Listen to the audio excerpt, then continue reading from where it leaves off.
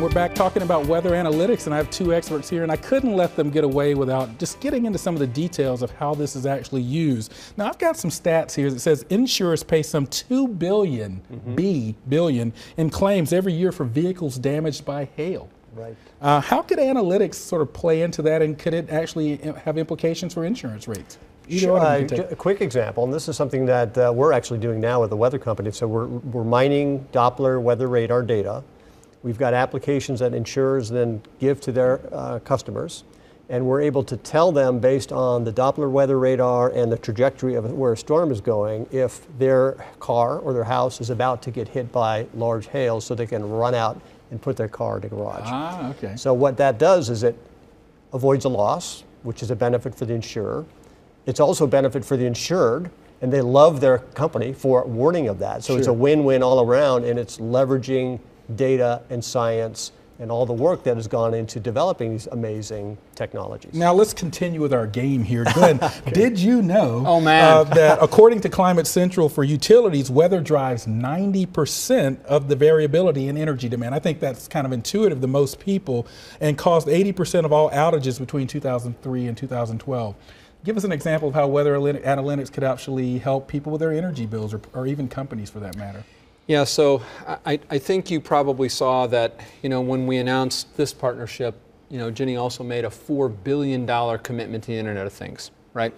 And that whole intersection of making sure that we can take this data and affect, where you're going to put solar, where you're going to put wind, how you're going to help people change, rates of electricity during peak periods, stuff like that. That's all tied into that Internet of Things play, right? Mm-hmm.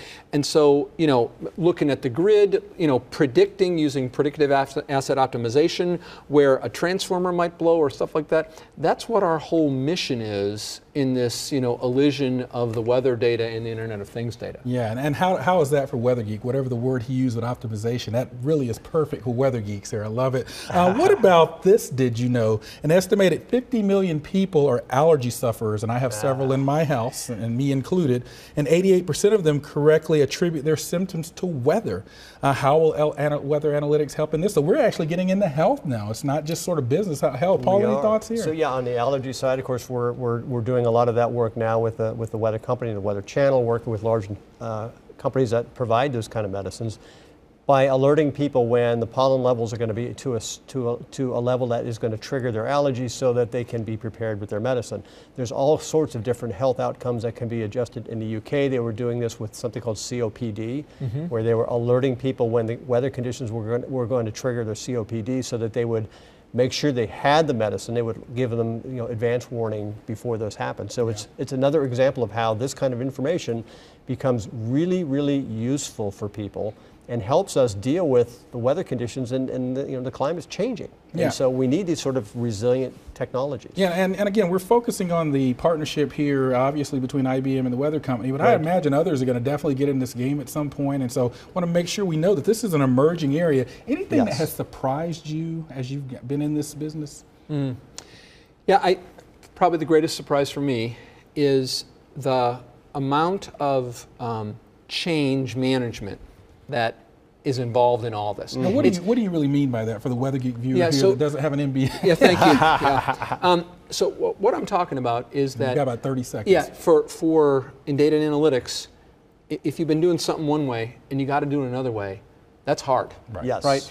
And really getting in front of that and making sure that people could take advantage of all that stuff you just described about. Move your car, right? Yeah. That's hard. The personal side of this is as hard as the science side. All right. Or in some cases harder. And you would agree with that. And that's where we have to end it. Thank you so much. And we would love to hear your thoughts as usual on Weather Geeks. You can find us on our Twitter site, and we also have a Facebook page. Continue to join us on Weather Geeks.